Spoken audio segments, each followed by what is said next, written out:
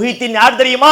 அவர் எப்பேற்பட்ட மகான்? அகில உலகத்தினுடைய அவுலியாக்களுடைய தலைவர் யாராம்? முஹித்தீன் அப்துல் காதர் ஜீலானி. அவரை புகழ்ந்து பாடுறதுக்காக ரபியுல் ஆகிர் மாதத்திலே ஒரு மௌலிது வச்சிருக்காங்க. அதுக்கு பேர் என்ன தெரியுமா? முஹித்தீன் மௌலிது. பள்ளிவாசல்கள்ல ஓதுவாங்க. ஒருத்தருக்கு அர்த்தம் தெரியாது. அதுல வரக்கூடிய அர்த்தங்களை பார்த்தால் சுபஹான மௌலிதெல்லாம் பரவாயில்லை. சுபஹான மௌலிதுல நபிகள் நாயகத்தை அல்லாஹ்வுக்கு ஈக்குவல் ஆக்குறாங்கன்னு சொன்னமே, அதையெல்லாம் தாண்டி முஹித்தீனை கொண்டு போய் அல்லாஹ் அளவுக்கு வைக்கிறாங்க. அதுல பாருங்களேன், இதுகும் மகுர்ரத்து சியாம் காலத்துலகும் தாத்துல் ஃபிதாம் லம் யல்கமில் யௌம குலாம் சதியன் லஹா அஹ்லல் முராத். இப்படிதான் ஓதுவாங்க பள்ளிகள்ல. இது ட்ரெடிஷனலான டியூன். இதுக்கு என்ன அர்த்தம் தெரியுமா? அதாவது ஷாபானுடைய 29வது நாள், நோன்புக்கு பிற பார்ப்போம்ல, அந்த நாளிலே மேகம் பிறையை மறைத்து விட்டது.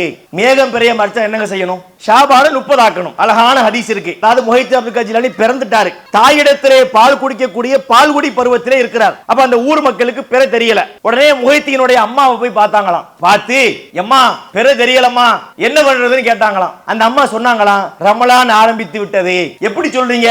என்னுடைய மகன் முஹித்தீன் இன்னைக்கு பால் குடிக்கல, இந்த குழந்தை பால் குடிக்கலையாம், அதனால ரமலான் நோன்பு வச்சாராம். ரமலான் ஆரம்பித்து விட்டதாம். முதல்ல இந்த குழந்தைக்கு நோன்பு கடமையா?